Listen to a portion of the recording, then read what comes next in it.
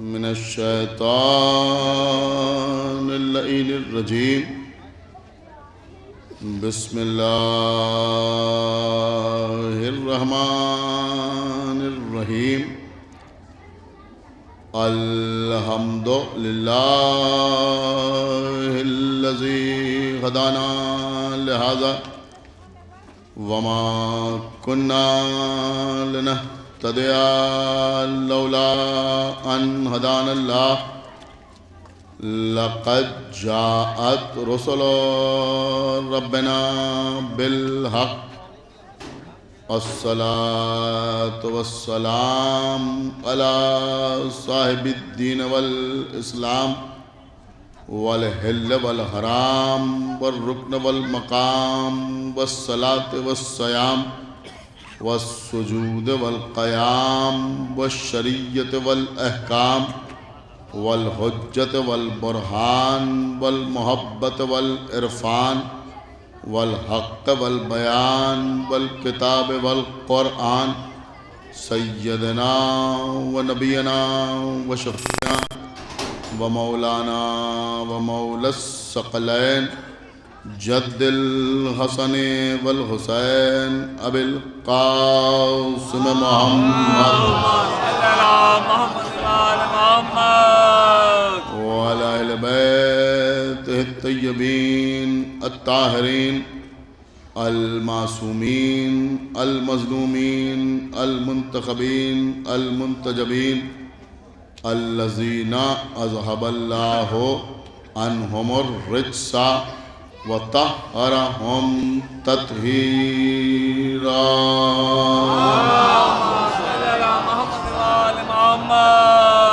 ولعنة الله على أعدائهم وقتلتهم وغاصبي حقوقهم ومنكري فضائلهم ومصائبهم وشجاعتهم وسخاوتهم وطهارتهم وولایتهم وعظمتهم وعطشهم اجمعین من الآن إلى يوم الدين.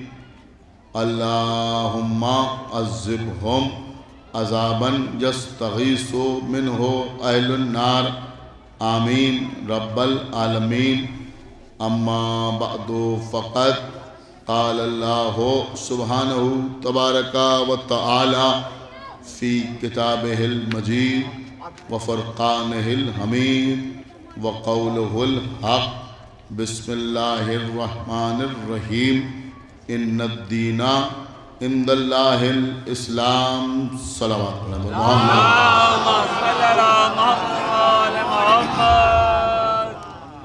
حضرات، آج مسلسل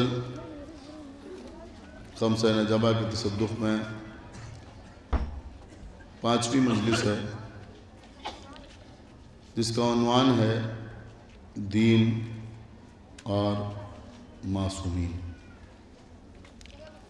اس سے قبل 4 مجالس میں نے آپ کے سامنے اپنی کم علمی کے اعتراف کے ساتھ اس بات کو آپ تک پہنچانے کی کوشش کی کہ اسلام کے کسی اصول کو یا فروعات میں کسی شے کو اس وقت تک سمجھا نہیں جا سکتا جب تک معصومین سے مدد نہ لی جائے. عزیزوں، پیغمبر اسلام نے بھی دنیا سے جاتے وقت مسلمانوں کو اسی چیز کی ہدایت دینا چاہی تھی اور یہ فرمایا تھا کہ میں تمہارے درمیان 2 وزنی چیزیں چھوڑے جا رہا ہوں، ثقلین چھوڑ کے جا رہا ہوں، جن میں ایک کتاب خدا ہے اور دوسرے میرے اہل بیت یعنی میری اطرت. اور جب تک کہ تم ان دونوں چیزوں سے وابستہ رہو گے ہرگز گمراہ نہ ہو. قرآن سے مراد اللہ کی کتاب ہے اور اہل بیت اور اطرت سے مراد معصومین ہیں. صلوات محمد. لیکن وہاں پر ایک خطا کار نے معصومین کا انکار اس انداز سے کیا کہ حسبنا کتاب اللہ، ہمارے لیے اللہ کی کتاب کافی ہے۔ صلوات پڑھیں پر محمد۔ اور آج مسلمان تقریباً اسی فطرت پر چلتے ہوئے یہ آواز دیتے ہیں کہ ہم جو مانیں گے وہ قرآن میں ہمیں دکھائی دینا چاہیے۔ اگر آپ مجلس کریں، ماتم کریں، عزاداری کریں، علم اٹھائیں، تعزیہ رکھیں، تو لوگ ہم سے یہ سوال کرتے ہیں کہ یہ قرآن میں کہاں؟ عزیزو، میں نے آپ کے سامنے یہ عرض کیا تھا کہ ماتم و مجلس کو جانے دیجئے۔ اگر کوئی شخص قرآن میں یہ دیکھنا چاہتا ہے کہ جس طریقے سے ہم نماز پڑھتے ہیں، یہ طریقہ نماز، یہ ترکیب نماز، یہ ترتیب نماز قرآن کے کس پارے اور کس سورے میں ہے، تو اس عقیدے کے باوجود کہ سب کچھ قرآن میں ہے، کوئی یہ دکھا نہیں سکتا کہ یہ ترکیب نماز قرآن میں کہاں ہے۔ ایک صلوات پڑھیں بر محمد و آلہ۔ یہ فجر کی 2 رکعت نماز قرآن میں کہاں ہے؟ یہ ظہر کی 4 رکعتیں قرآن میں کہاں ہیں؟ یہ عصر کی 4 رکعتیں قرآن میں کہاں ہیں؟ یہ عشاء کی 4 رکعتیں قرآن میں کہاں ہیں؟ یہ ترکیب نماز، یہ ترتیب نماز کہ پہلے نیت کی جائے، پھر تکبیر کہی جائے، پھر قرأت کی جائے، پھر رکوع کیا جائے، پھر سجدہ کیا جائے، سمجھ رہے ہیں آپ، پھر استغفار کیا جائے، پھر سجدہ کیا جائے، تشہد ہو، پھر سلام ہو، نماز تمام ہو۔ یہ پوری ترکیب جو ترتیب ہے نماز کی، یہ قرآن مجید میں ہے مگر ہم کو دکھائی نہیں دیتی۔ کیا سمجھ رہے ہیں آپ بھائی؟ ہے اس لیے کہ اللہ کہہ رہا لا رطب ولا یابس الا فی کتاب مبین، کوئی خشک وتر ایسا نہیں ہے جس کو ہم نے اس کتاب میں جمع نہ کر دیا ہو۔ تو یقین ہے کہ یہ سب کچھ قرآن میں ہے، لیکن جب ہم دیکھنا چاہتے ہیں تو ہمیں دکھائی نہیں دیتا۔ اگر آپ اپنی خاموشی کو توڑنا چاہتے ہو تو ایک جملہ کہوں کہ بھائی یہ سب کچھ قرآن میں ہے مگر ہم کو دکھائی نہیں دیتا، تو جو ہو اور دکھائی نہ دے تو اسی کیفیت کو تو غیبت کہتے ہیں۔ ایک صلوات پڑھیں بر محمد و آلہ محمد۔ اسی کیفیت کو تو غیبت کہتے ہیں۔ تو آپ مجھے بتائیں کہ جو اللہ ایک کتاب میں طریقہ نماز کو غیبت عطا کر سکتا ہے، کہ وہ کائنات میں محافظ نماز کو غیبت نہیں عطا کر سکتا؟ صلوات پڑھیں بر محمد و آلہ محمد۔ غیبت نہیں عطا کر سکتا۔ بہرحال عزیزوں، آج بہت سے رخ ہیں جو میں آپ کے سامنے پیش کر سکتا تھا، لیکن مجلس میں کافی تاخیر ہو چکی ہے اور ابھی تابوت بھی برآمد ہونا ہے اور اس کے بعد انجمن ہائے ماتمی کا سلسلہ ہے، لہذا میں آج آپ سے بہت طولانی گفتگو نہیں کرنا چاہتا، لیکن جو لب و لباب ہے وہ آپ کے سامنے عرض کرنا چاہ رہا ہوں۔ دیکھیے عزیزوں، قرآن مجید میں سب کچھ موجود ہے۔ ایک عقیدہ ہے، ہمارا عقیدہ، آپ کا عقیدہ، تمام مسلمانوں کا عقیدہ ہے کہ قرآن میں سب کچھ موجود ہے۔ کوئی خشک وتر ایسا نہیں ہے جو قرآن مجید میں موجود نہ ہو، لیکن سب کچھ ہے تو کیسے ہے؟ میں ایک مثال آپ کے سامنے پیش کروں۔ جیسے آج تحقیق یہ بتاتی ہے کہ ایک بیج کے اندر، ایک سیڈ کے اندر، ایک تخم کے اندر، اور وضاحت کی ضرورت تو نہیں ہے، ایک بیج کے اندر، ایک سیڈ کے اندر، ایک تخم کے اندر سارا کا سارا درخت موجود ہوتا ہے۔ سمجھ رہے ہیں آپ یا نہیں سمجھ رہے ہیں؟ ایک درخت میں، ایک بیج میں سارا درخت موجود ہوتا ہے۔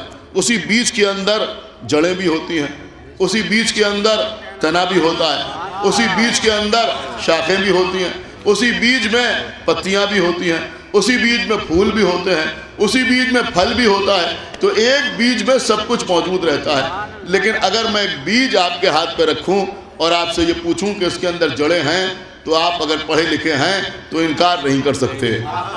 سمجھ رہے ہیں؟ میں نے پوچھا اس میں تنا ہے، آپ نے کہا ہے۔ ہم نے کہا شاخیں ہیں، آپ نے کہا ہیں۔ ہم نے کہا پتے ہیں، آپ نے کہا ہیں۔ ہم نے کہا پھول ہیں، کہاں ہیں؟ ہم نے کہا پھل ہیں، کہاں ہیں؟ تو ہم نے کہا ہیں تو دکھائیے، جڑیں کہاں ہیں، تنا کہاں ہے، شاخیں کہاں ہیں، پتیاں کہاں ہیں، پھول کہاں ہیں، پھل کہاں ہیں؟ میں نازک سے جملہ آپ کے سامنے عرض کر رہا ہوں کہ بھائی بیج کو ہاتھ پر لیے بیٹھے رہیے، بیج کی تلاوت کرتے رہیے۔ سنا ہے آپ نے نہیں سنا؟ ایک صلوات پڑھیں بر محمد علیہ۔ جملہ ہے، اب آپ کو اختیار ہے، جیسے چاہیں ویسے سنیں کہ بیج کی تلاوت کرتے رہیے۔ یہ تو ہو سکتا ہے کہ تلاوت کرتے کرتے آنکھوں کی روشنی رخصت ہو جائے، لیکن جو دیکھنا چاہتے ہیں وہ بیچ میں دکھائی نہیں دیتا. سمجھ رہے ہیں؟ اگر کوئی پڑھا لکھا بچہ ہے اور تھوڑا بہت باٹنی سے واقف ہے تو وہ ہو سکتا ہے بیج کا ڈسیکشن کر کے ہم کو دکھا دے کہ دیکھیں یہ چیز جو ہے یہ جڑ بن جائے گی, اور یہ چیز جو ہے یہ تنا بن جائے گی, اور یہ چیز جو ہے یہ پتوں میں تبدیل ہو جائے گی. یعنی آدمی علامتیں دکھا سکتا ہے نا, اس چیز سے پھول سامنے آئے گا, اور پھول زیادہ ڈیولپ ہوگا تو پھل سامنے آئے گا, تو آدمی علامات دکھا سکتا ہے. لیکن جیسے ہم تنا دیکھنا چاہتے ہیں ویسے نہیں دکھا سکتا, جیسے ہم جڑ دیکھنا چاہتے ہیں ویسے نہیں دکھا سکتا, جیسے ہم شاخیں دیکھنا چاہتے ہیں ویسے نہیں دکھا سکتا. تو بھائی قرآن بھی ایک بیج کی طرح ہے, اس میں ہے تو سب کچھ, غور کیا آپ نے, لیکن خالی لیے بیٹھے رہنے سے کچھ حاصل نہیں ہوگا, کچھ حاصل نہیں ہوگا. تو بیج کو لیے بیٹھے رہیے کچھ نہ ملے گا. لیکن اگر ایک بچہ بھی چاہے تو سب کچھ حاضر ہو سکتا ہے اور سب کچھ ظاہر ہو سکتا ہے. کیا کہ اس بیج کو زمین کے حوالے کر دے, کچھ دن میں تنا بھی سامنے آئے گا, شاخیں بھی سامنے آئیں گی, پتیاں بھی سامنے آئیں گی, پھول بھی سامنے آئیں گے, پھل بھی سامنے آئیں گے. کچھ غور کیا آپ نے؟ جب تک ہاتھ پر لیے بیٹھے رہے کچھ نہ ملا, لیکن جب اسی بیج کو تراب کے حوالے کیا, سنا آپ نے یا نہیں سنا بھائی؟ جب اسی بیج کو تراب کے حوالے کیا تو اس بیج میں جو کچھ تھا سب سامنے آ گیا. تو بھائی ایک چھوٹے سے بیج سے کچھ نہیں ملتا جب تک تراب کا سہارا نہ لیا جائے, تو قرآن سے بھی کچھ نہیں ملتا جب تک ابو تراب کا سہارا نہ لیا جائے. صلوات محمد وعلى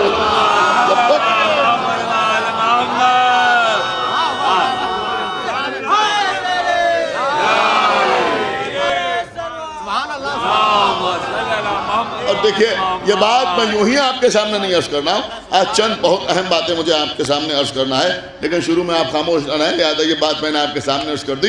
جناب عبداللہ ابن عباس ایک مجلس میں تقریر کر رہے تھے, مجلس کا مطلب ایک جلسے میں جہاں چند لوگ جمع تھے, وہاں عبداللہ ابن عباس تقریر کر رہے تھے. اور تقریر کرتے ہوئے عبداللہ ابن عباس نے کہا, آخری آدمی تک توجہ چاہتا ہوں, عبداللہ ابن عباس نے کہا کہ اگر میرے ناقے کی مہار کی رسی,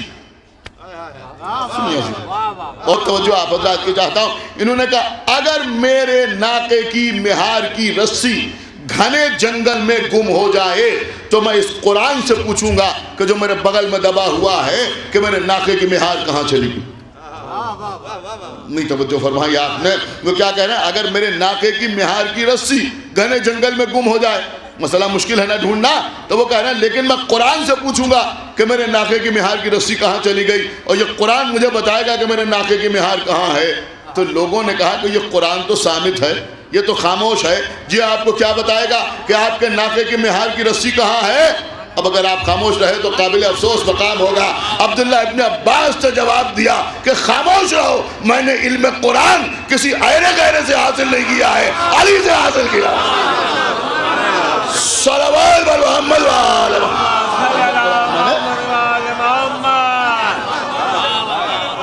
صلوات اور پڑھے محمد وعلى.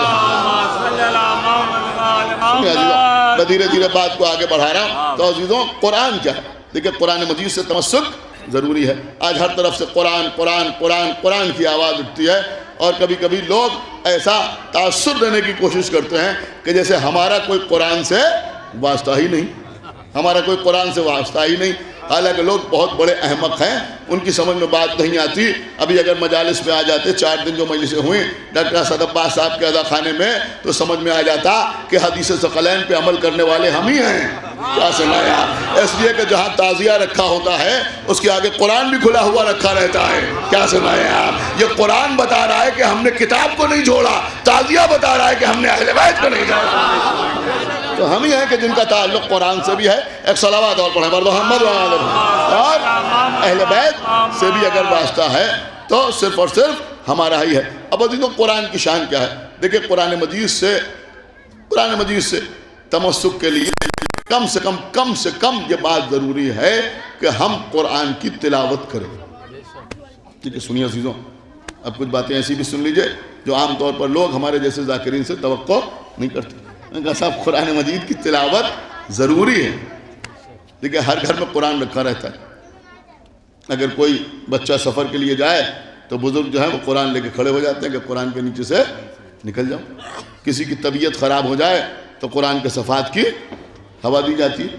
اگر کوئی نیا مکان یا دکان خریدتا ہے اور وہاں شفٹ ہوتا ہے تو سب سے پہلے قرآن لے جا کے وہاں رکھا جاتا ہے. کوئی گھر ایسا نہیں ہوگا جہاں قرآن کے ایک دو نسخے نہ موجود ہوں. اور آپ قرآن کا احترام بھی کرتے ہیں, تعظیم بھی کرتے ہیں, تکریم بھی کرتے ہیں. اگر 4 کتابیں ہوں تو قرآن کے اوپر کوئی کتاب نہیں رکھتے, قرآن کو ساری کتابوں کے اوپر رکھتے ہیں, جزدان میں لپیٹ کے رکھتے ہیں. لیکن آپ کو معلوم ہے پیغمبر اسلام نے کیا ارشاد فرمایا ہے؟ پیغمبر نے فرمایا ہے کہ قرآن کا گھر میں رکھنا باعث برکت ہے, لیکن قرآن کا گھر میں رکھنا اور اسے نہ پڑھنا شدید کراہت کا سبب ہے. سمجھ رہے ہیں آپ؟ شدید کراہت کا سبب ہے. اس کا مطلب یہ ہوا کہ قرآن ہمارے گھر میں ہو اور ہم اس کی تلاوت نہ کریں, یہ ایک عمل مکروہ ہے. یعنی ایک مکروہ عمل ہے کہ قرآن ہمارے گھر میں ہو اور ہم قرآن کی تلاوت نہ کریں. پیغمبر اسلام نے فرمایا کہ 3 چیزیں روز قیامت اللہ کے سامنے لوگوں کی شکایت کریں گی. کون کون؟ کہ ایک وہ مسجد جس کے پڑوس میں مومنین رہتے ہوں لیکن وہ ویران ہوں, تو وہ مسجد شکایت کرے گی کہ ہمارے پڑوس میں مومنین رہتے تھے لیکن ہم ویران رہے. دوسرے وہ عالم شکایت کرے گا. دیکھیے اب یہاں پر ایک نزاکت ہے, یہاں ماشاءاللہ علماء بھی بیٹھے ہوئے ہیں, کہ وہ عالم شکایت کرے گا جس کے پڑوس میں لوگ رہتے ہوں لیکن اس کے پاس علم حاصل کرنے کے لیے نہ. غور کیا آپ نے؟ یعنی یوں ہی آنے کا مسئلہ نہیں ہے کہ آپ کہیں کہ صاحب آتے تو ہیں لوگ, ڈرائنگ روم ہمیشہ بھرا رہتا ہے, کچھ غور کر رہے ہیں آپ. لیکن مسئلہ یہ ہے کہ وہ شکایت یہ کرے گا کہ ہمارے پاس علم حاصل کرنے کے لیے نہیں آتے تھے. کہے کے لیے نہیں آتے تھے؟ کہ علم حاصل کرنے کے لیے نہیں آتے تھے. بہرحال کسی کو اچھا لگے یا برا لگے, لیکن ایک پیغام میں اس وقت سارے مومنین کو دے کر جا رہا ہوں اس مجلس میں کہ آپ کو جس ڈیوڑھی سے بھی عقیدت ہو, جس خانوادے سے بھی محبت ہو, بہت بہتر ہے آپ کسی کی ڈیوڑھی پر بھی جائیے لیکن چمچے بن کے نہ جائیے, طالب علم بن کے جائیے. صلوات پڑھے بل محمد وآلہ محمد. ایک صلوات اور پڑھے بل محمد وآلہ محمد. کسی بھی عالم کے اندر ایک صلوات اور پڑھے بل محمد وآلہ محمد. خالی فرستادہ بن کے نہ جائیے بلکہ کسی کی ڈیوڑھی پر جائیے تو طالب علم بن کے جائیے, کچھ علم حاصل کرنے کے لیے جائیے, کسی بھی عالم کے پاس جائیے. اس لیے کہ اگر آپ طالب علم بن کے نہ گئے تو وہ عالم روز قیامت آپ کی شکایت کرے گا کہ ہمارے پاس علم حاصل کرنے کے لیے نہیں آئے. اور تیسری چیز کیا ہے؟ کہ تیسری چیز ہے قرآن مجید, کہ اگر کسی کے گھر میں رکھا رہے اور وہ قرآن کی تلاوت نہ کرے تو وہ قرآن روز قیامت اللہ سے شکایت کرے گا کہ ہم اس کے گھر میں رہے مگر اس نے ہماری تلاوت نہیں کی. ہمارے چھٹے امام جعفر صادق علیہ السلام نے ارشاد فرمایا کہ ہمارے چاہنے والوں کے لیے یہ لازمی ہے کہ وہ روزانہ قرآن کی کم سے کم 50 آیتوں کی تلاوت کرے. سمجھ رہے ہیں آپ؟ کم سے کم 50 آیتوں کی تلاوت کرے. ہمارا چاہنے والا امام فرما رہے کہ ہمارا چاہنے والا روزانہ قرآن کی کم سے کم کتنی آیتوں کی؟ 50 آیتوں کی تلاوت کرے. یعنی پارا نہیں کہا گیا, سورہ نہیں کہا گیا, بلکہ امام نے فرمایا کم سے کم 50 آیتوں کی تلاوت کرے. اب جو لوگ قرآن پڑھتے رہتے ہیں میرے خیال میں وہ اس بات کو زیادہ آسانی سمجھ سکتے ہیں کہ ہو سکتا ہے کہ کبھی 50 آیتوں کی تلاوت کرنے میں زیادہ وقت لگ جائے. یعنی کوئی آپ ایسا سورہ پڑھیں کہ جس میں طولانی آیات ہوں, طویل آیات ہوں, تو وقت زیادہ لگے گا. اور ہو سکتا ہے سورہ رحمان جیسا کوئی سورہ پڑھیں تو جلدی 50 آیتیں مکمل ہو جائے. ایک صلوات پڑھیں بر محمد وآلہ محمد, کہ جہاں خالی ایک ایک لفظ کی بھی آیتیں ہیں کہ الرحمن, ایک صلوات پڑھیں بر محمد وآلہ. الرحمن کہا ایک آیت مکمل ہو گئی, الرحمن علم القرآن کہا ایک اور آیت مکمل ہو گئی, تو اس پہ جلدی جلدی آیتیں پوری ہو جاتی ہیں. تو قرآن مجید کی کم سے کم 50 آیتوں کی روز تلاوت کرنا چاہیے. عزیزوں سنیں گے آپ؟ اب ایک حدیث سنیے, اور میں سمجھ رہا ہوں کہ یہیں سے میں ایک رب دے رہا ہوں کہ پیغمبر اسلام نے فرمایا, کتاب کا نام ہے مصحف ناطق, لکھنے والے علامہ سبطین سرسوی صاحب قبلہ, انہوں نے اپنی کتاب میں تحریر فرمایا کہ پیغمبر اسلام نے ارشاد فرمایا ہے کہ شیطان پر سب سے سخت وقت وہ ہوتا ہے جب وہ کسی کو دیکھ کر قرآن پڑھتے ہوئے دیکھتا ہے.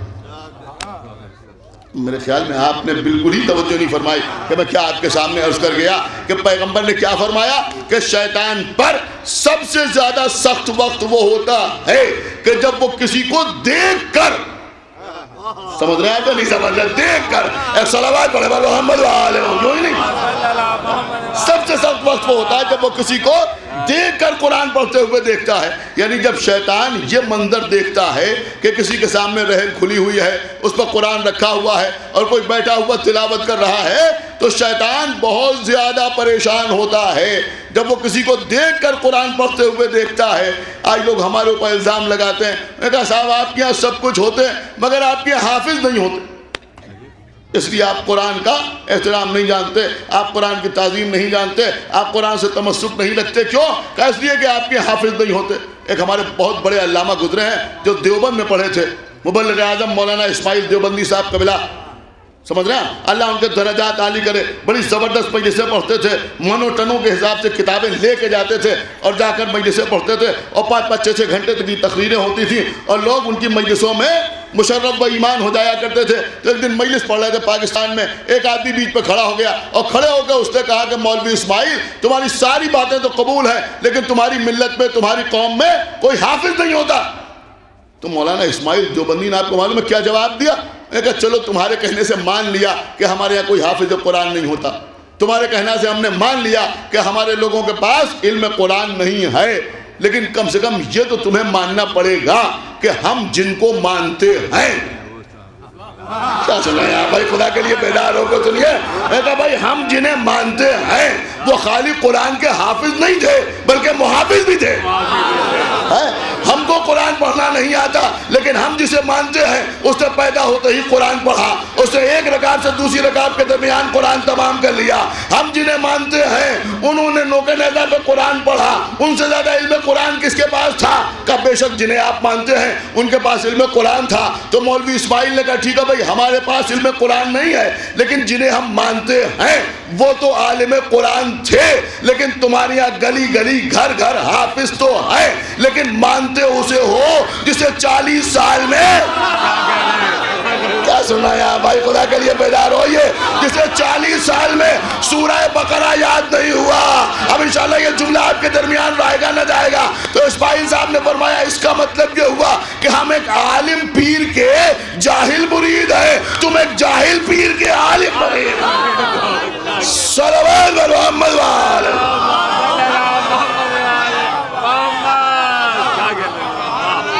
ایک صلوات اور پڑھتے پر محمد وآلہ محمد۔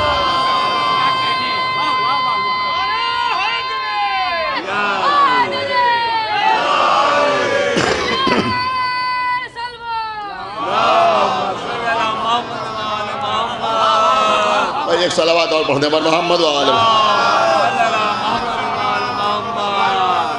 تو عزیزوں یہاں پر مسئلہ یہ ہے کہ نبی نے فرمایا کہ سب سے زیادہ سخت وقت شیطان پر وہ ہوتا ہے جب وہ کسی کو دیکھ کر قرآن پڑھتے ہوئے دیکھتا ہے۔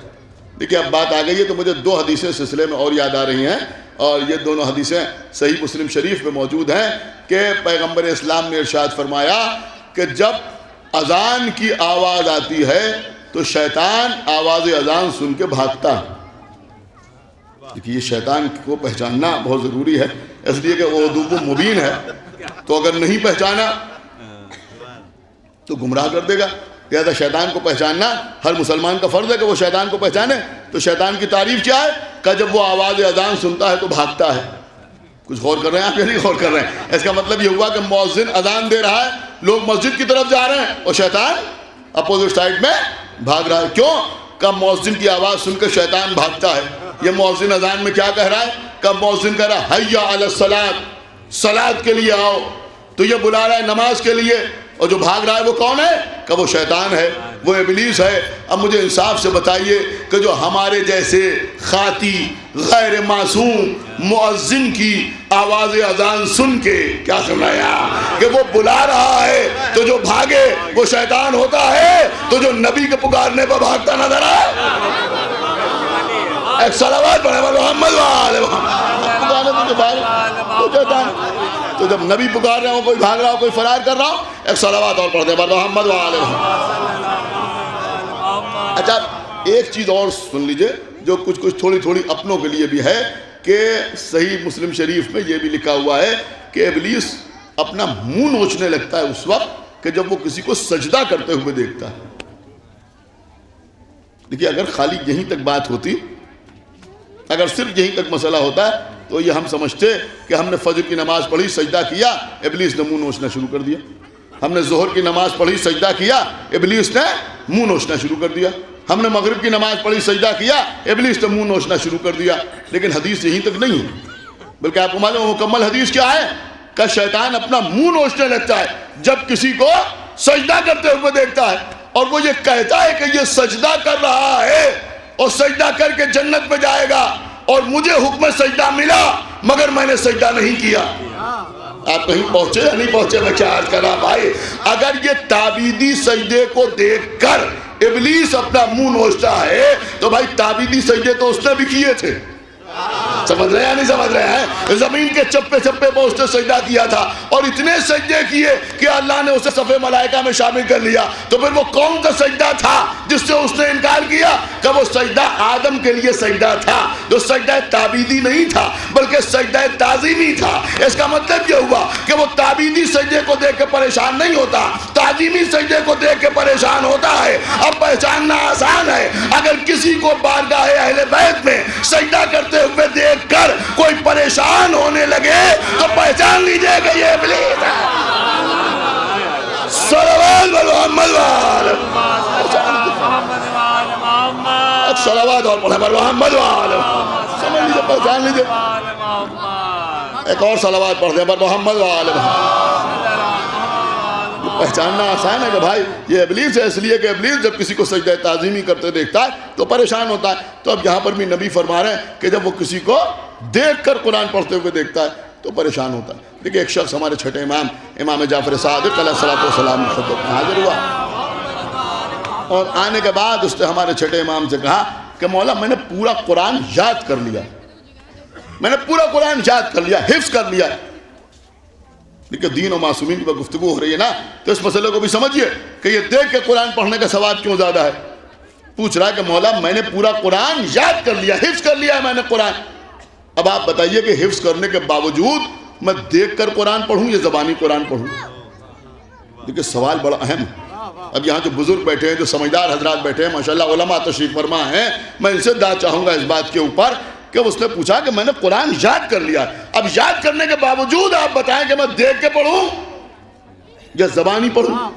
دیکھیں اگر اس نے غلط یاد کیا ہوتا تو امام ٹوکتے کہ تو نے یاد تو کیا ہے لیکن وہاں پر تو غلطی کر رہا ہے، وہاں پر تو نے زبر کے بجائے زیر یاد کر لیا ہے، سمجھ رہے ہیں؟ اس آیت کو تو نے ایسے یاد کیا ہے وہ ایسے ہے، لیکن امام نے کچھ کہا نہیں۔ امام نے کہا تو نے قرآن یاد کر لیا، اللہ تجھے اجر عطا کرے۔ لیکن جہاں تک یہ سوال ہے کہ یاد کرنے کے باوجود دیکھ کے پڑھوں یا بغیر دیکھ کے پڑھوں، تو اس کا جواب یہ ہے کہ دیکھ کے قرآن پڑھوں۔ کیا سنا آپ نے؟ خدا کے لیے توجہ فرمائیے گا کہ یاد کر لیا ہے پھر بھی دیکھ کر قرآن پڑھ۔ دیکھیں یہ میں معصومین کے الفاظ میں قرآن کی فضیلت بیان کر رہا ہوں، انشاءاللہ آپ خاموش نہیں رہیں گے، دیکھ کے قرآن پڑھ۔ تو اس نے کہا مولا جب یاد ہے تو دیکھ کے قرآن پڑھنے کا فائدہ کیا ہے؟ کہ دیکھ کے قرآن پڑھنے کا فائدہ یہ ہے کہ اگر دیکھ کر قرآن پڑھے گا تو تلاوت کا بھی ثواب ملے گا، قرآن کی زیارت کا بھی ثواب ملے گا۔ صلوات محمد وآلہ، تلاوت کا بھی ثواب، ایک صلوات اور پڑھیں پر محمد وآلہ، اور قرآن کی زیارت کا بھی ثواب ملے گا۔ اس لیے کہ قرآن مجید کی تلاوت بھی مستحب ہے اور قرآن مجید کی زیارت کا بھی ثواب ہے۔ اب ہو سکتا ہے کسی کے ذہن میں آ رہا ہو، لیکن عزیزوں میں ایک بات ہمیشہ عرض کیا کرتا ہوں اور اس بات کو ہمیشہ اپنے ذہن میں رکھیں کہ معصوم نے یہ بھی ارشاد فرمایا ہے کہ اگر ہمارا کوئی امر تمہاری سمجھ میں آ رہا ہو تو اسے قبول کر لو، اور اگر نہ سمجھ میں آ رہا ہو تو انکار کر کے کافر نہ بن جاؤ بلکہ اس کو ہماری طرف پلٹا دو۔ تو بعض احادیث میں ہے کہ اس کو آنے والی نسلوں کے لیے چھوڑ دو کہ وہ اسے سمجھیں گے، تم انکار کر کے کافر نہ ہو جاؤ۔ اس لیے کہ یہ بات تو میرے خیال میں آپ خود بھی سمجھ سکتے ہیں کہ ہماری عقل جو ہے وہ عقل کل نہیں ہے، سمجھ رہے ہیں؟ ہماری عقل جو ہے وہ عقل کل نہیں ہے، کہاں ہماری عقلیں اور کہاں معصوم کی حکمت ہے۔ اب ہو سکتا ہے کوئی کہے کہ صاحب یہ قرآن کی زیارت سے کیا فائدہ، دیکھنے کا جو ثواب ہے اس سے کیا فائدہ؟ ارے آپ کیا جانے دیکھنے کا کیا ثواب ہے؟ ہو سکتا ہے کوئی شخص سامنے آئے وہ کہے صاحب ہمارے یہاں قرآن جزدان میں رکھا ہوا ہے لیکن ہم کیسے اس کو نکالے، ہمیں قرآن پڑھنا ہی نہیں آتا، ہمارے باپ نے ہمیں قرآن سکھایا ہی نہیں۔ کیا سن رہے ہیں؟ ہمارے باپ نے ہمیں قرآن سکھایا ہی نہیں، اور اگر ہم قرآن پڑھنا سیکھنا بھی چاہیں تو اس وقت ہمارے پاس وقت نہیں ہے سیکھیں تو کیسے سیکھیں؟ کہ اسی لیے فرمایا کہ قرآن کے حروف کو دیکھنا بھی عبادت ہے، سمجھ رہے ہیں؟ بھائی پڑھ نہیں سکتے نا، لیکن یہ پیغامات ہیں جو میں اس مجمع تک پہنچانا چاہتا ہوں کہ پڑھ نہیں سکتے نا قرآن تو کم سے کم یہ تو کر سکتے ہو کہ وضو کرو، نماز پڑھنے کے بعد قرآن کو نکالو اور اس کے بعد جزدان کے اوپر رکھو اور اس کے حروف کے اوپر نظر کرو، اس کی آیتوں کو دیکھو، صلوات پڑھتے رہو، قرآن کی زیارت کرتے رہو. کیا سمجھایا؟ اس کا بھی اجر ہے. اب کوئی کہے صاحب خالی اجر لینے سے کیا فائدہ؟ ارے خالی اجر لینے سے بھی بہت فائدہ ہے. آپ سمجھے کہاں اس میں حکمت کیا ہے؟ ارے کوئی شخص اگر یہ کام بھی شروع کر دے تو ایک دن قرآن کے حروف کو دیکھے گا، دوسرے دن پھر قرآن کے حروف کو دیکھے گا، 3 دن دیکھے گا، 4 دن دیکھے گا، 1 ہفتہ دیکھے گا، 2 ہفتے دیکھے گا، 1 مہینہ دیکھے گا. کبھی تو توفیق ہوگی کہ بھئی کسی سے قرآن پڑھ لیا جائے. آپ مجھے بتائیے، جو میں عرض کر رہا ہوں کبھی تو توفیق ہوگی نا کہ کسی سے قرآن پڑھ لیا جائے. ہم کسی سے قرآن پڑھ لیں تاکہ زیارت کا بھی ثواب ملے اور تلاوت کا بھی ثواب ملے. یہ بات سب کی سمجھ میں آئی یا نہیں آئی؟ کہ سب کی سمجھ میں یہ بات آ گئی. اب سنیے جو میں عرض کرنا چاہ رہا ہوں کہ یہ جو امام جعفر صادق نے فرمایا کہ جو روئے رلائے یا رونے والے کی صورت بنائے غم حسین میں ان کے حق کو پہچان کر اس پر جنت واجب ہے. لوگ کہتے ہیں رونے والے کی صورت بنانے سے کیا فائدہ؟ ہم 1 مجلس میں رونے والے کی صورت بنائے گا، 2 مجلسوں میں رونے والے کی صورت بنائے گا، 10 مجلسوں میں رونے والے کی صورت بنائے گا. کبھی تو توفیق ہوگی کہ آنکھ سے آنسو نکلے. صلوات محمد وآلہ. کبھی تو توفیق ہوگی.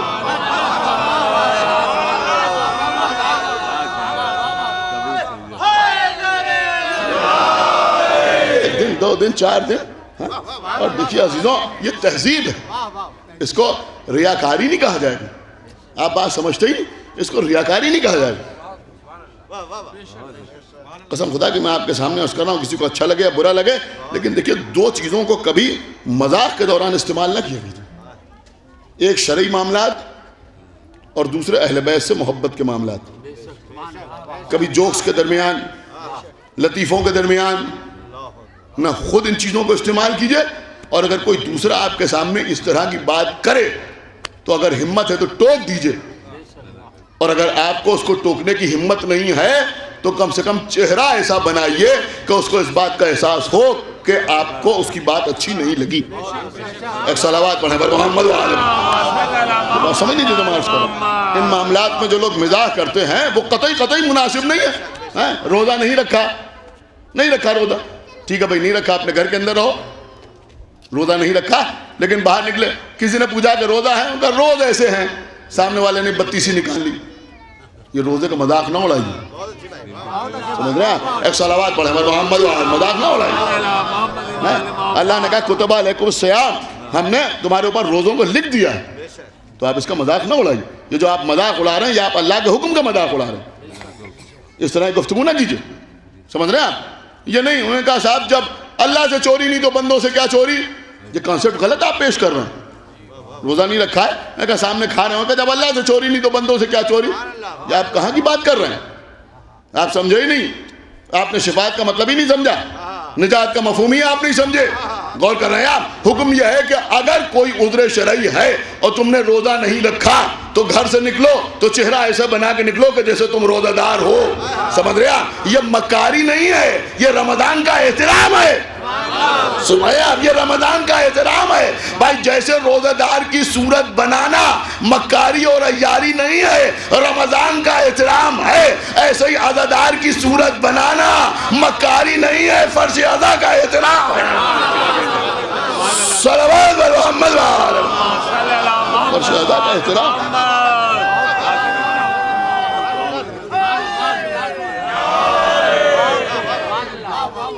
ایک صلوات اور پڑھیں محمد وآلہ. فرض ادا کا احترام ہے. اور یہ بات میں عرض کر رہا ہوں، میں اپنی طرف سے نہیں عرض کر رہا. خدا سخن میر انیس علی اللہ مقامہ مرثیے میں فرماتے ہیں، سنیں گے آپ کیا فرمایا؟ میر انیس فرماتے ہیں کہ ضبط گریہ، آخری آدمی تک توجہ چاہتا ہوں. میر انیس کے 2 مصرے آپ کی خدمت میں پیش کر رہا ہوں. پرسوں کی مجلس میں نے 2 مصرے سنائے تھے، اس کو پھر سنا رہا ہوں کہ میر صاحب فرماتے ہیں کہ ضبط گریہ مجلس سرور میں ہو سکتا نہیں، سر جھکا کر بیٹھ گر مجلس میں رو سکتا نہیں. ایک صلوات پڑھے پر محمد وآلہ. ضبط گریہ مجلس سرور میں ہو سکتا نہیں، سر جھکا کر بیٹھ گر مجلس میں رو سکتا نہیں. تو فرش اعضاء کی بھی ایک تہذیب ہے. سمجھ رہے ہیں؟ فرش ادا کی ایک تہذیب ہے. اگر رونا نہیں آ رہا ہے، کسی وجہ سے مجلس میں دل نہیں لگ رہا ہے، آنکھوں سے آنسو نہیں بہ رہے ہیں، تو کم سے کم سر جھکا کے بیٹھیے. یہ نہیں کہ ذاکر کی آنکھوں میں آنکھیں ڈالے ہوئے بیٹھے ہوئے ہیں. اور کبھی عزا امام حسین علیہ السلام کو لطیفوں کے درمیان یا جوکس کے درمیان استعمال نہ کیجیے. میں بالکل کھل کے اس وقت آپ سے گفتگو کر رہا ہوں، کسی کو اچھا لگے یا برا لگے، لیکن بات جو حقیقت ہے وہ میں عرض ضرور کروں گا، اس لیے کہ اس ممبر کا بھی حق ہے اور آپ فرش اعضاء پہ بیٹھے ہیں، اس فرش اعضاء کا بھی حق ہے کہ یہ بات یہاں نہ بیان ہوگی تو کہاں بیان ہوگی. یہ اس طرح کی چیزیں جو بیان ہوتی ہیں، اور آپ نے دیکھا کہ اپنے ہی لوگ بیان کرتے ہیں اور پھر جب کوئی دوسرا بیان کرتا ہے تو احتجاج ہوتا ہے. ایک صلوات پڑھے محمد وعلہ. کیونکہ میں ایک طرف بات میں آپ کے سامنے کہہ گیا، کسی کو اچھی لگے یا بری لگے، سمجھ رہے ہیں؟ صاحب ایک ذاکر تھے، وہ ایک جگہ گئے اور کوئی رو نہیں رہا تھا، وہ مصائب پڑھ رہے تھے، وہ پڑھتے کوئی نہیں رویا، اور اس کے بعد انہوں نے کہا کہ امام حسین کو معاذ اللہ یہ چیز بھی نہیں ملی، اور سب رونے لگے. آج تک نہ کوئی ذاکر کا نام بتا پایا، نہ اس جگہ کا نام بتا پایا. میں غلط نہیں عرض کر رہا ہوں، ایک صلوات پڑھے محمد وعلہ. نہ آج تک کسی نے اس جگہ کا نام بتایا، نہ کسی نے اس ذاکر کا نام بتایا. یہ صرف دشمنوں کی سازش ہے عزا امام مظلوم کو بدنام کرنے کی. یہ آپ بتائیں، عقلمند لوگ بیٹھے ہوئے میرے سامنے، یہ سوچ سمجھ کے مجھے بتائیں. آپ مجھے بتائیے، سوچ سمجھ کے بتائیے کہ یہ اس طرح کی چیزیں جو پھیلائی جاتی ہیں اور لوگوں کو سنائی جاتی ہیں، ان کی حقیقت کیا ہے؟ انہوں نے کہا ایک ذاکر تھے، وہ ممبر پر بیٹھتے تھے اور ایک جھولے میں پتھر لے کے بیٹھتے تھے اور اندھیرا کر کے مجلس پڑھتے تھے اور لوگوں کو کھینچ کے پتھر مارتے تھے. دیکھیں، لکھنے والا کوئی بھی ہو، بیان کرنے والا کوئی بھی ہو، لیکن تھوڑا سا آپ اپنی عقل استعمال کریں کہ اس پہ کہاں تک صداقت ہے، کہاں تک سچائی. اگر لوگوں کو پتھر مارتے تھے اور جب لوگوں کو پتھر پڑتے تھے تو لوگ رونے لگتے تھے. میں سمجھداروں سے پوچھ رہا ہوں، یہ بتائیے کہ اگر لوگوں کو پتھر لگیں گے تو وہ روئیں گے یا بھاگیں گے؟ ایک صلوات پڑھے محمد وعلہ. یعنی آپ مجھے بتائیے سوچ سمجھ کے بھائی، ایک صلوات اور پڑھے محمد وعلہ. آپ بتائیے مجھے، جو میں عرض کر رہا ہوں کہ اگر کوئی ایسے پتھر مارے گا تو لوگ بھاگیں گے یا روئیں گے؟ میں کہا بھائی بھاگتے ہوئے نظر آئیں گے لوگ، اس لیے کہ ادھر ادھر جائیں گے، کوئی روئے گا تھوڑی، وہاں بیٹھا تھوڑی رہے گا کہ پتھر پڑیں گے. تو اس کا مطلب یہ ہوا کہ یہ جتنے جوکس ہیں، جتنے لطیفے ہیں، یہ صرف عزا امام حسین علیہ السلام کو بدنام کرنے کے لیے.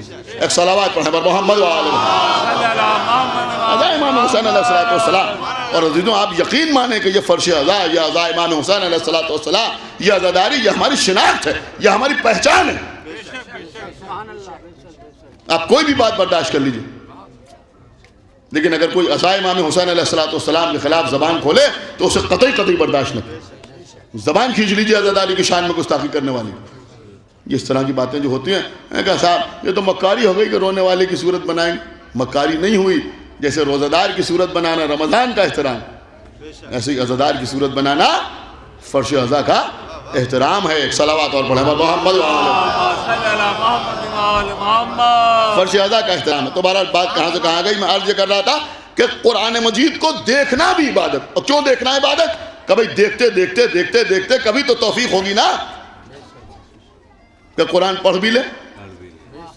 دیکھیں، امام غزالی نے لکھا کہ 3 چیزوں کی طرف دیکھنا عبادت ہے. ایک خانہ کعبہ ہے جس کی طرف دیکھنا عبادت ہے. خانہ کعبہ ہے جس کی طرف دیکھنا عبادت. جو لوگ حج یا عمرے کی سعادت حاصل کر چکے ہیں وہ میرے خیال میں میری بات کی تصدیق کریں گے کہ آپ نے دیکھا ہوگا کہ وہاں بہت سے لوگ طواف کر رہے ہیں، کچھ لوگ نماز پڑھ رہے ہیں، اور کچھ لوگ ایسے ہوتے ہیں جو سیڑھیوں پر جگہ لے کے بیٹھ جاتے ہیں اور صرف خانہ کعبہ کی طرف دیکھتے رہتے ہیں. صرف دیکھتے رہتے ہیں، کچھ نہیں کرتے، صرف دیکھ رہے ہیں خانہ کعبہ کی طرف. تسبیح بھی نہیں پڑھ رہے ہیں، خالی دیکھ رہے ہیں خانہ کعبہ کی طرف. ہم نے کہا بھائی یہ کیوں دیکھ رہے ہو؟ تو لوگ بڑا پیارا سا جملہ کہتے ہیں. وہ کہتے ہیں دیکھ اس لیے رہے ہیں کہ کعبے کی طرف دل کھنچتا ہے. کیا سنائیں آپ، میں کیا عرض کر رہا ہوں، کعبے کی طرف دل کھنچتا ہے. دل چاہے تو داد دے دیجیے گا، جملہ بڑا اہم ہے کہ جس کی طرف سارے مسلمانوں کا دل کھنچے اسے کعبہ کہتے ہیں، اور جس کی طرف کعبے کا دل کھنچے اسے علی کہتے ہیں. صلوات محمد وعلہ. کعبے کا دل کھنچتا ہے ذرا، ایک صلوات اور پڑھے محمد وعلہ. تو خانہ کعبہ کی طرف نگاہ کرنا عبادت. دوسرے، قرآن مجید کو دیکھنا عبادت.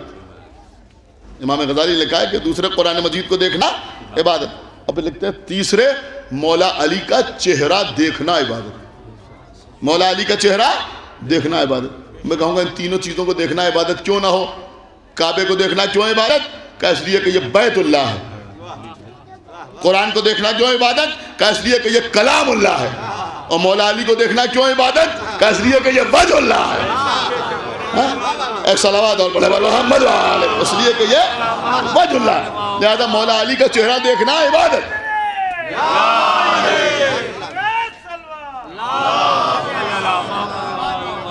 مولا کائنات کا چہرہ دیکھنا عبادت، علی کی صورت دیکھنا عبادت. ارے بھائی ہو سکتا ہے باب فضائل میں آخری بات ہو جو میں آپ کی خدمت میں عرض کر رہا ہوں، اس کے بعد میں مصائب پڑھ دوں. میں آخری آدمی تک توجہ چاہتا ہوں. بہت قیمتی بات اس وقت میں آپ کی خدمت میں عرض کر رہا ہوں. دیکھیں عزیزوں، دو چیزیں ہوتی ہیں، ایک چیز ہوتی ہے سیرت اور ایک چیز ہوتی ہے صورت. ایک چیز ہوتی ہے سیرت، ایک چیز ہوتی ہے صورت. صورت اچھی ہو تو اسے لوگ خوبصورت کہتے ہیں، اور سیرت اچھی ہو تو لوگ اس شخص کو نیک سیرت کہتے ہیں. سیرت و صورت، اور جہاں دونوں چیزیں اچھی ہوں تو پھر کیا کہنا، سبحان اللہ، ماشاء اللہ. لیکن یہ بات بھی اپنی جگہ پر صحیح ہے کہ لوگ ہمیشہ سیرت کو صورت پر ترجیح دیتے ہیں. میں غلط نہیں عرض کر رہا ہوں، سیرت کو صورت پر ترجیح دیتے ہیں. کسی کی صورت بہت اچھی ہے، بہت خوبصورت آدمی ہے، لیکن حرکتیں اچھی نہیں ہیں، کردار اچھا نہیں، جھوٹ بہت بولتا ہے، غیبت بہت کرتا ہے، لوگوں کا مال لے لیتا ہے تو واپس نہیں کرتا. کسی نے تعریف کی، کہا صاحب کیا خوبصورت آدمی ہے. میں کہا صاحب آپ صورت دیکھ رہے ہیں، ذرا سیرت بھی تو دیکھیے، کردار بھی تو دیکھیے. لیکن کبھی کبھی ایسا بھی ہوتا ہے کہ کسی کی صورت اچھی نہیں ہے لیکن سیرت اچھی ہے، تو لوگ اس کی تعریف کرتے ہیں. لوگ کہتے ہیں صاحب آدمی ہو تو اس کا جیسا. کہتے ہیں یا نہیں کہتے ہیں؟ اس کا مطلب یہ ہوا کہ سیرت کو لوگ ہمیشہ صورت پر ترجیح دیتے ہیں. بہت غور سے سنیے جو بات میں عرض کر رہا ہوں عزیزوں. دیکھیں کچھ چیزیں ایسی ہیں جن کا تعلق ہوتا ہے صورت سے، اور کچھ چیزیں ایسی ہیں جن کا تعلق ہوتا ہے سیرت سے. آنکھوں کا بڑا ہونا اور سڈول ہونا، اس کا تعلق ہے صورت سے. کانوں کا متوازن ہونا، اس کا تعلق ہے صورت سے. ناک کا ستواں ہونا، اس کا تعلق ہے صورت سے. رنگ کا فیئر ہونا، اس کا تعلق ہے صورت سے. لیکن علم، اس کا تعلق صورت سے نہیں ہے، سیرت سے. میں غلط تو نہیں عرض کر رہا. علم کا تعلق سیرت سے ہے، صورت سے نہیں. اخلاق کا تعلق سیرت سے ہے، صورت سے نہیں ہے. خلت کا تعلق سیرت سے ہے، صورت سے نہیں ہے. زہد کا تعلق سیرت سے ہے، صورت سے نہیں ہے. تقوی کا تعلق سیرت سے ہے، صورت سے نہیں ہے. سخاوت کا تعلق سیرت سے ہے، صورت سے نہیں ہے. شجاعت کا تعلق سیرت سے ہے، صورت سے نہیں ہے. کچھ آپ غور کر رہے ہیں یا نہیں غور کر رہے ہیں؟ میں تھوڑی سی اور وضاحت کروں تو شاید بات اور آپ کی سمجھ میں آ جائے کہ علم آدم کی سیرت میں تھا، صورت میں نہیں تھا. میں کہاں لے آیا آپ کو؟ آپ شاید غور ہی نہیں کر رہے ہیں کہ علم آدم کی سیرت میں تھا، صورت میں نہیں تھا. تقویٰ نوح کی سیرت میں تھا، صورت میں نہیں تھا. خلت ابراہیم کی سیرت میں تھی، صورت میں نہیں تھی. ہیبت موسیٰ کی سیرت میں تھی، صورت میں نہیں تھی. زہد عیسیٰ کی سیرت میں تھا، صورت میں نہیں تھا. لیکن نبی نے کیا فرمایا کہ جو آدم کو ان کے علم میں، نوح کو ان کے تقوی میں، ابراہیم کو ان کی خلت میں، موسیٰ کو ان کی ہیبت میں، عیسیٰ کو ان کے زہد میں دیکھنا چاہے وہ علی کے چہرے کی طرف دیکھے. کیا سن لیا آپ نے؟ میں کیا عرض کر گیا بھائی؟ وہ علی کے چہرے کی طرف دیکھے. اس کا مطلب یہ ہوا کہ جو انبیاء کی سیرت میں ہے وہ علی کی صورت میں ہے. صلوات محمد وآلہ.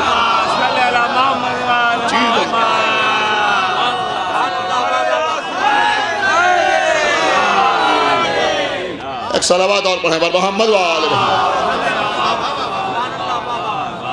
جب صورت ایسی ہے تو پھر سیرت کیسی ہوگی؟ غور کر رہے ہیں آپ؟ جب صورت ایسی ہے تو پھر سیرت کیسی ہوگی؟ بس عزیزوں میں نے بات کو تمام کیا. تو میں عرض یہ کر رہا تھا کہ عزیزوں، معصومین، مولا کائنات، غالب کل غالب، حضرت علی بن ابی طالب علیہ الصلوۃ والسلام، تو دین کا تعلق ہے معصومین سے. اور اسی لیے رسول اللہ نے فرمایا کہ یا علی حب کا تقوی والایمان و بغض کا کفر و نفاق. یا علی آپ کی محبت کا نام ایمان اور تقوی ہے، اور آپ کے بغض کا نام کفر و نفاق. دیکھیے ابھی میں مصائب پڑھوں گا، لیکن ایک چیز پڑھ رہا ہوں اور میں مصائب نہیں پڑھ رہا ہوں.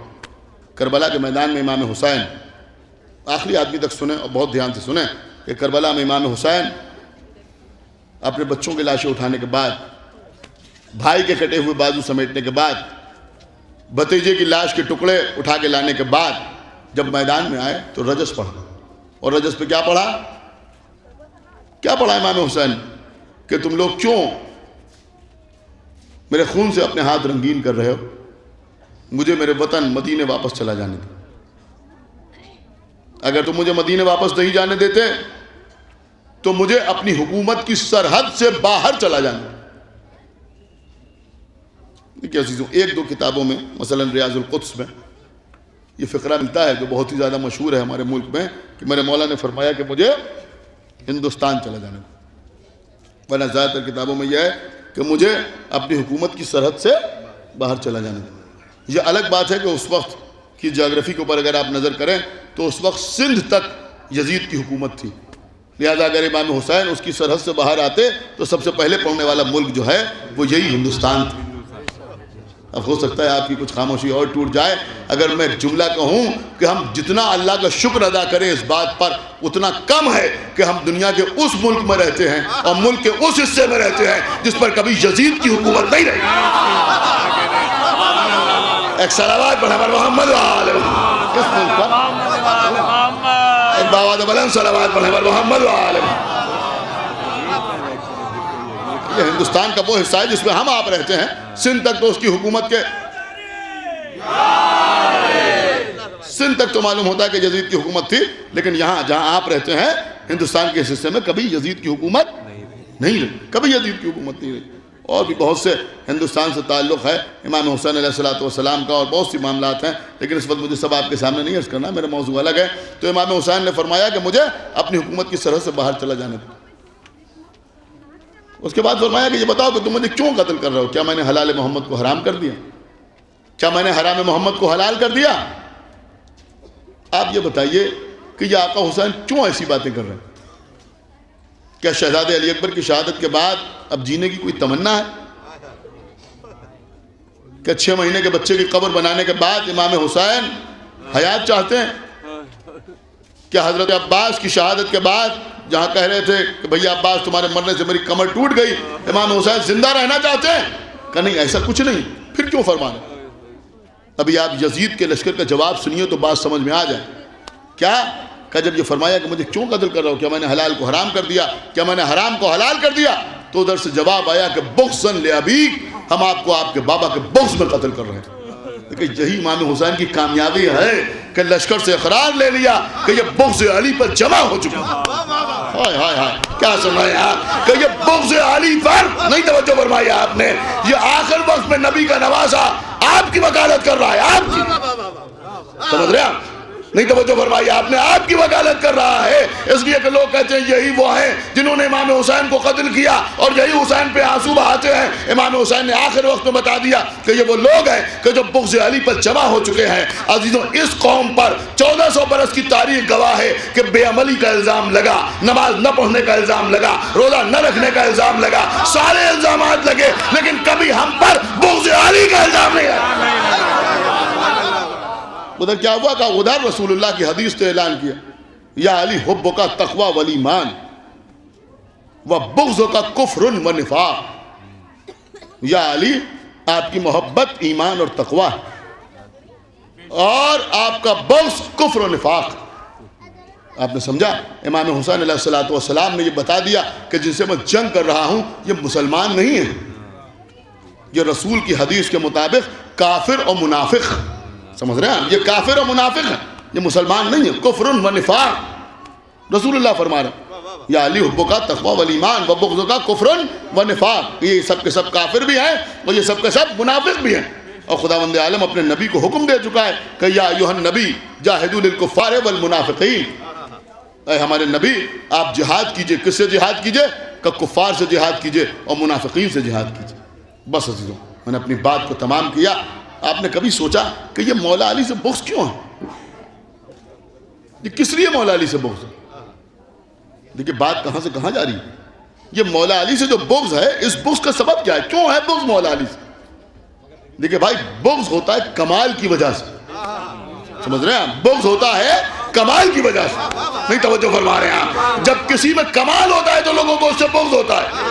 ہر اہرے غیرے سے کسی کو بغض نہیں ہوتا، سمجھ رہے ہیں آپ؟ ہر اہرے غیرے سے کسی کو بغض نہیں ہوتا، تو بغض ہوتا ہے کمال کی وجہ سے۔ اور کمال بھی 2 طرح کا ہوتا ہے، ایک ہوتا ہے جمالی اور ایک ہوتا ہے جلالی. مولا علی کے جمالی کمالات بھی ہیں اور علی کے جلالی کمالات بھی ہیں. کیا سننا ہے آپ بھائی؟ علی کا جمالی کمال کیا ہے کہ خانہ کعبہ میں پیدا ہوئے. سننا ہے آپ؟ خانہ کعبہ کی دیوار شق ہو گئی, آغوش رسالت میں پرورش پائی. یہ سب کون سے کمالات ہیں؟ کہ یہ وہ کمالات ہیں جن میں جمال نظر آ رہا ہے.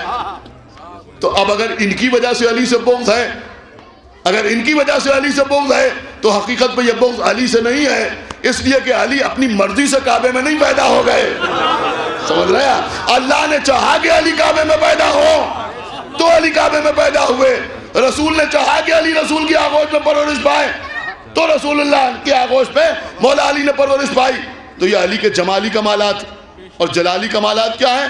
کہ مولا علی کی تلوار چل رہی ہے بدر کے میدان میں, احد کے میدان میں, خندق کے میدان میں. اب لوگ کہتے ہیں صاحب بغض اس لیے تھا کہ نہ معلوم کتنوں کے باپ کو علی نے مارا تھا, کتنوں کے دادا کو علی نے قتل کیا تھا, کسی کے چچا کو مارا تھا, کسی کے بھائی کو مارا تھا. ارے بھائی یہ تو کہتے ہو کہ مارا تھا, لیکن یہ تو بتاؤ کہ اپنی مرضی سے مارا تھا یا نبی کے کہنے سے مارا؟ اپنی مرضی سے مارا تھا یا نبی کہنے سے مارا تھا؟ اور دیکھیے آج کی اس مجلس میں وہ سب سے خاص بات میں آپ کو سنانا چاہتا تھا وہ یہی ہے کہ جو لوگ کہتے ہیں کہ صاحب یزید تو شام میں بیٹھا ہوا تھا, اس کا نظریہ اور تھا, یہ جو فوج تھی کربلا کے میدان میں ان کا معاملہ اور تھا, اس لیے کہ یزید کا ان سے کیا تعلق. اور لوگ ایک لفظ استعمال کرتے ہیں کہ کمیونیکیشن گیپ کی وجہ سے کربلا میں یہ سانحہ ہو گیا. نہیں نہیں, ایسا نہیں ہے. سنیے عزیزو, جو مذہب کربلا کے میدان میں قاتلان حسین کا تھا وہی شام میں بیٹھے ہوئے یزید کا تھا. سنیا, وہی مذہب شام میں بیٹھے ہوئے یزید کا تھا. خدا کے لیے اس جملے کو رائے گا نہ جانے دیجیے گا کہ جو مذہب کربلا کے میدان میں قاتلان حسین کا تھا وہی مذہب شام میں تخت پر بیٹھے ہوئے یزید کا تھا. اس لیے کہ جب اس کے سامنے سر حسین لایا گیا تو اس نے کہا کاش میرے بدر و احد کے بزرگ زندہ ہوتے. ایک صلوات پڑھے پر محمد وآلہ محمد. اس کا مطلب یہ ہوا کہ وہاں بھی عداوت اسی لیے تھی کہ انہوں نے بدر و احد میں ہمارے بزرگوں کو قتل کیا, اور یزید کو بھی عداوت یہی تھی کہ انہوں نے بدر و احد میں ہمارے بزرگوں کو قتل کیا. تو وہ کہہ رہا کہ میں نے کیسے اس کا بدلہ لیا. اور اس کے بعد یہ کہتا ہے کہ نہ کوئی خبر آئی تھی نہ کوئی وحی آئی تھی, یہ تو بنی ہاشم کا ایک کھیل تھا حکومت حاصل کرنے کے لیے. دیکھیے آج امام زین العابدین علیہ السلام کی شہادت کی تاریخ آپ کو معلوم ہے, دربار شام میں آپ کے چوتھے امام نے کیا زبردست کارنامہ انجام دیا, کیا زبردست کارنامہ انجام دیا. یزید کیا کہہ رہا ہے کہ نہ کوئی خبر آئی تھی نہ کوئی وحی آئی تھی, یہ تو بنی ہاشم کا کھیل تھا حکومت حاصل کرنے کے لیے. خبر کا انکار کر رہا ہے, وحی کا انکار کر رہا ہے, اور اسی دربار میں ہمارے امام منبر پہ جاتے ہیں اور خطبہ دیتے ہیں جس میں اللہ کی تعریف کرتے ہیں اور اس کے بعد رسول کا ذکر کرتے ہیں.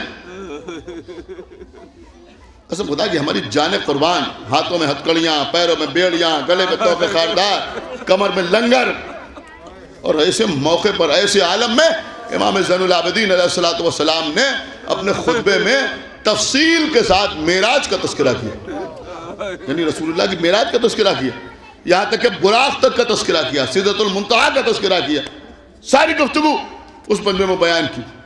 یہ کیا درس دے رہے ہیں, یہ کیا پیغام دے رہے ہیں؟ یہ آپ کے چوتھے امام بتا رہے ہیں دیکھو میں لوہے میں جکڑا ہوا ہوں, مصیبتوں میں گرفتار ہوں, کربلا سے شام تک کا اذیتناک سفر کر کے آ رہا ہوں, اور اس کے بعد اس فصاحت و بلاغت کے ساتھ اپنے جد کی معراج بیان کر رہا ہوں. تو جب اتنی مصیبتوں کا اثر میرے ذہن پر نہیں پڑا تو ہلکے سے بخار کا اثر میرے جد کے ذہن پر کیا پڑا. اس کے بعد جب تقریر فرما رہے ہیں, اس کے بعد اپنے فضائل بیان کیے, بہت سی چیزیں بیان کی.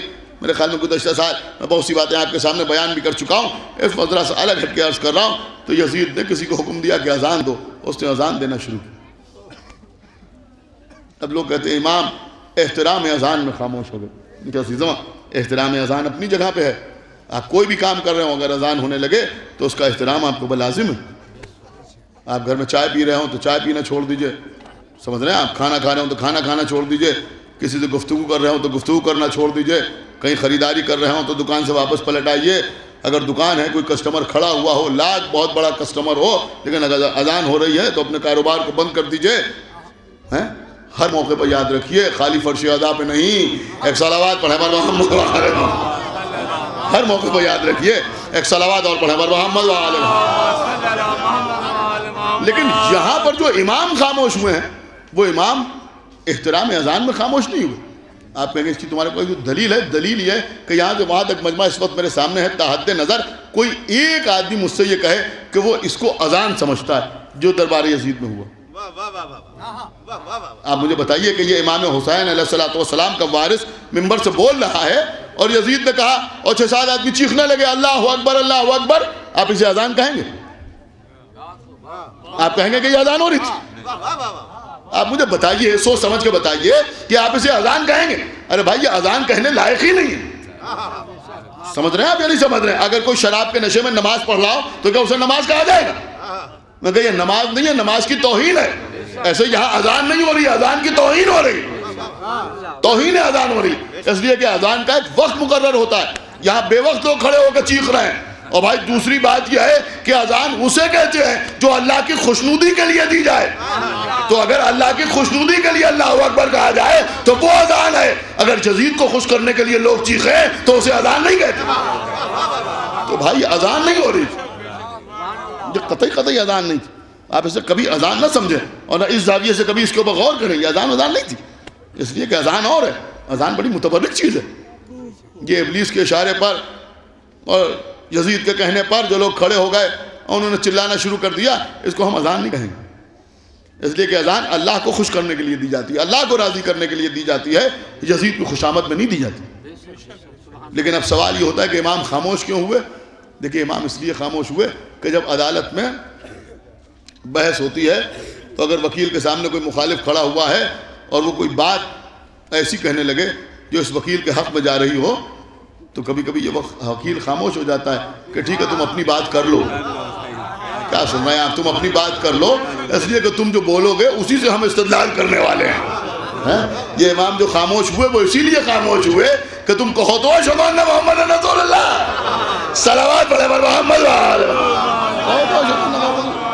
اور بھائی سب سے بڑی کامیابی تو امام کی یہی تھی کہ جس دربار میں ابھی یزید کہہ رہا تھا کہ نہ کوئی خبر آئی تھی نہ کوئی وحی آئی تھی، یعنی انکار رسالت کر رہا تھا، وہی یزید ہی کے درباری چیخ چیخ کے کہہ رہے ہیں اشہد ان محمد رسول اللہ، ہم گواہی دیتے ہیں کہ محمد اللہ کے رسول اللہ.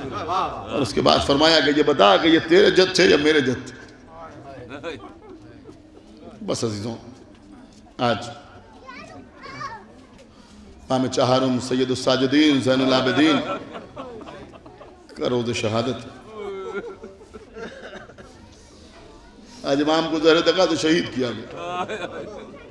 عزیزوں، آج ایک مسلسل رونے والے پر ہونا ہے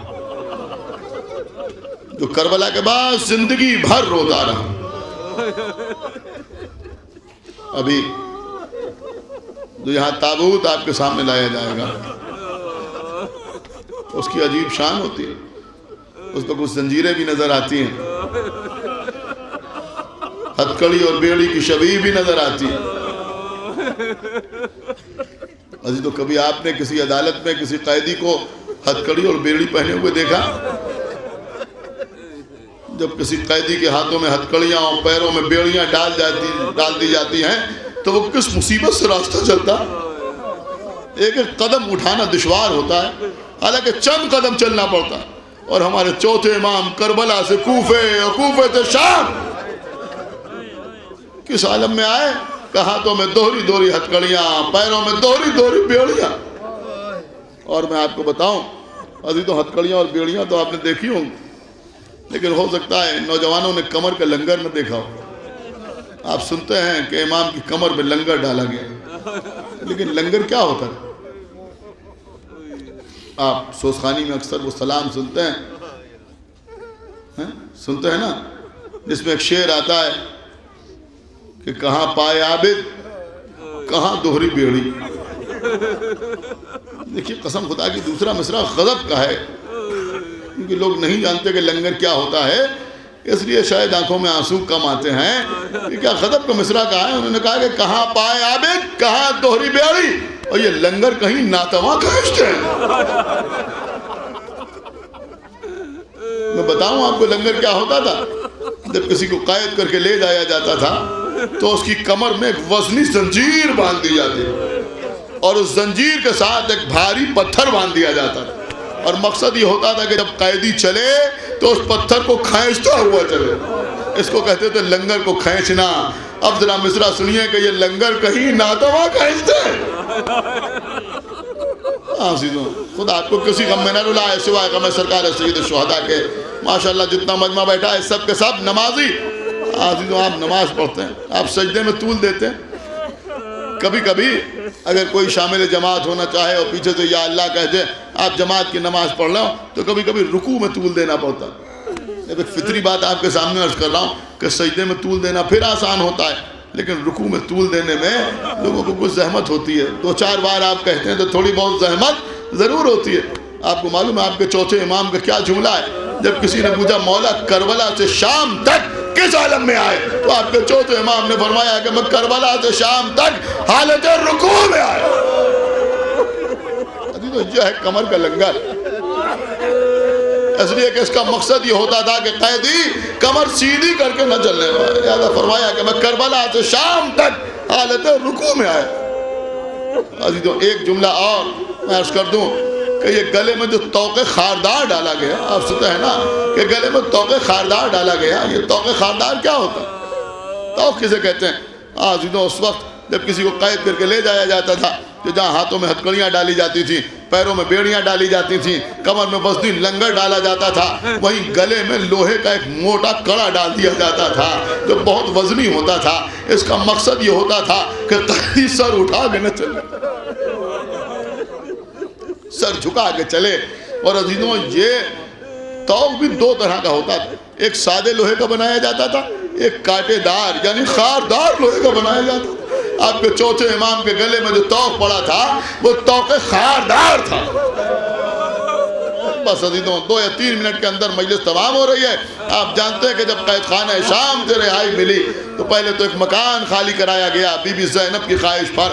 اس مکان میں 7 دن تک امام حسین کا ماتم ہوتا رہا. شام کی عورتیں آتی تھیں, بی بی زینب مجلس پڑھتی تھیں. شام کی عورتیں چیخیں مار مار کے روتی تھیں, گریا کرتی تھیں. عزیزوں میں نے کسی کتاب میں نہیں دیکھا کہ بی بی زینب کے مجلس پڑھنے کا انداز کیا ہوتا تھا, لیکن میرا تصور کہتا ہے کہ جب آج ہم مجلس پڑھتے ہیں تو اشاروں کا سہارا لیتے ہیں, روایات بیان کرتے ہیں, نفسیاتی گوشے پیش کرتے ہیں, لیکن بی بی زینب کے سامنے تو تمام کے تمام مصائب بنفس نفیس موجود تھے. ہو سکتا ہے کبھی ام لیلہ کے بازو پکڑ کے دکھاتی ہوگی, دیکھو یہ ام لیلہ ہے, کربلا میں علی اکبر مارے گئے. کبھی ام رباب کی طرف اشارہ کرتی ہوں گی, دیکھو یہ میرے بھیا کی بیوہ ام رباب ہے, اس کی گود کربلا کے میدان میں اجڑ گئی, 6 مہینے خالیت کرتی رہے اور ملا کا نشانہ بنا. ایک 3 برس کی سکینہ بچی تھی جو قید خانہ شام میں ہم سے جدا ہو گئی.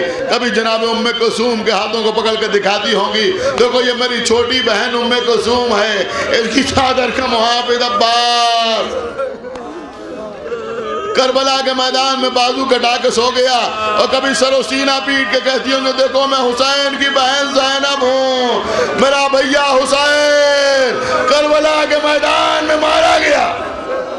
بہرحال عزیزوں 7 دن تک جب ماتم ہو چکا تو یہاں سے قافلہ چلا اور قافلہ کربلا ہوتے ہوئے مدینے آیا. بس عزیزوں 1 منٹ کے اندر مجلس تمام ہو رہی ہے. جب قافلہ مدینے آیا تو جناب محمد حنفیہ جو امام حسین علیہ السلام کے بھائی تھے, جب معلوم ہوا کہ سید سجاد واپس آئے ہیں تو اپنے گھر سے نکلے, غلاموں کے ساتھ ساتھ خادموں کے ساتھ ساتھ نکلے, امام زین العابدین کے پاس آئے. آگے دیکھا آگے ایک بزرگ شخصیت بکتی ہوئی, سر کے بال سفید ہیں, کمر خمیدہ ہے. آگے بڑھ کے محمد حنفیہ نے پوچھا, اے بزرگوار کیا آپ جانتے ہیں کہ میرا بھتیجا زین العابدین تھا؟ سر اٹھایا, کہا چچا کیا آپ بھی نہ پہچانیں گے؟ کہا رے بیٹا یہ سر کے بال کیسے سفید ہو گئے, اے بیٹا یہ کمر کیسے خمیدہ ہو گئی؟ کہا رے چچا 1 دن میں بھرا کر اجڑ گیا. اے چچا ہمیں ترک و دیلم کو قیدیوں کی طرح دیار بدیار پھرایا گیا۔ محمد حنفیہ بھی آنسو بہانے لگے اور روتے روتے محمد حنفیہ کہتے ہیں بیٹا سید سجاد اگر تمہارے بابا اجازت دیتے تو میں بھی تمہارے ساتھ اے بیٹا مجھے معاف کرنا، میں شاید اس لیے نہ گیا کہ تمہارے بابا نے اجازت نہ دی۔ اس کے بعد کہا میرے لال میں نے سنا ہے کہ تمہیں رونے بھی نہ دیا گیا۔ کہاں چچا کوئی پرسہ دینے کے لیے بھی نہ آیا، چچا کوئی تعزیت پیش کرنے کے لیے بھی نہ آیا۔ کہا بیٹا اب تم مدینے آ گئے ہو، یہ چچا تمہیں پرسہ دینا چاہتا ہے۔ آج تو دستور کے مطابق محمد حنفیہ نے ہاتھوں کو آگے بڑھایا، چاہتے تھے کہ سید سجاد کے گلے میں باہیں ڈال کے پرسہ دیں۔ ایک مرتبہ امام نے ہتھیلیوں کو پکڑا، کلائیوں کو پکڑ کے اپنے سے جدا کیا۔ اے چچا گلے کو ہاتھ نہ لگائیے۔ کہا بیٹا ناراض ہو؟ کہا نہیں چچا ناراض نہیں ہوں، بلکہ اس گلے میں توقع خاردار بڑھا رہا۔ اے چچا آپ کے بھتیجے کا گلا جگہ جگہ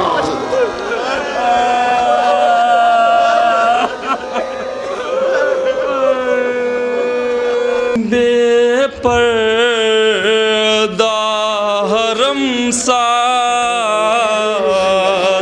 ہیں اور شام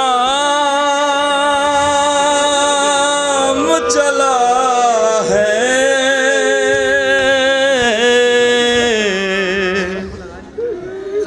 بے پردہ حرم ساتھ ہیں اور شام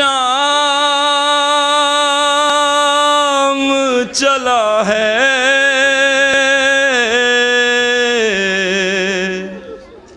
سجاد کو بے موت یہ غم مار گیا ہے،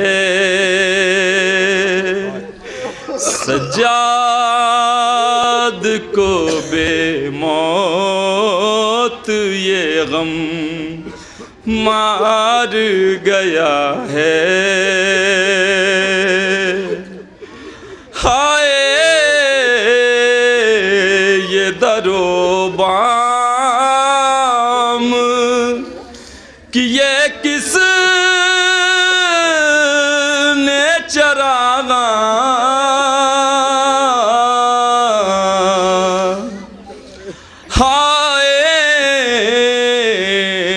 در و بام کہ یہ کس نے چراغاں،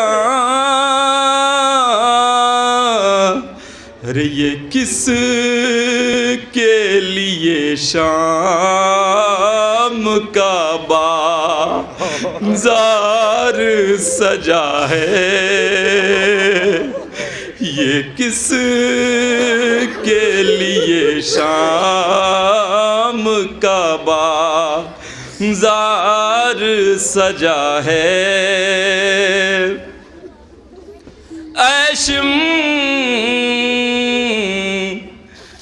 نہ یوں مار سکینہ کو تماچے،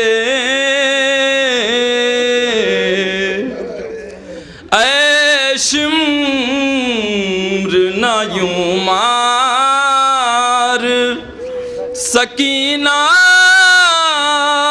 کو تماچے، احساس یتیمی بڑی سخت سزا ہے، سجاد کو بے موت یہ غم مار گیا ہے۔ ہائے یہ در و بام کہ یہ کس نے چراغاں، ہائے یہ در و بام کہ یہ کس نے چراغاں یہ کس کے لیے شام کا بازار سجا ہے سجاد کو بے موت یہ غم مار گیا ہے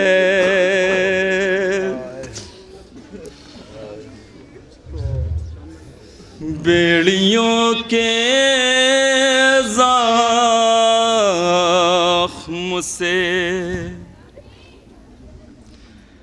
یہ حال تھا سجاد کا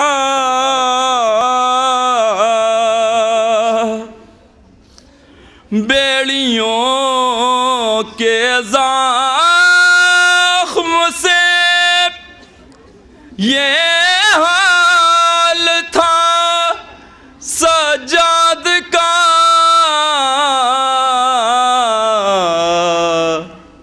خون میں ڈوبا تھا ہر ایک نقش پا سجاد کا خون میں ڈوبا تھا ہر ایک ظلم بولا پتھروں سے سب کا استقبال ہو ظلم بولا پتھروں سے سب کا استقبال ہو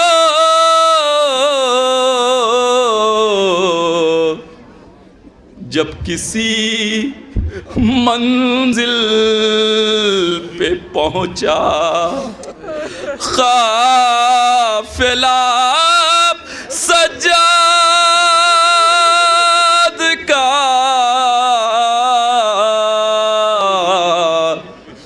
جب کسی منزل پہ پہنچا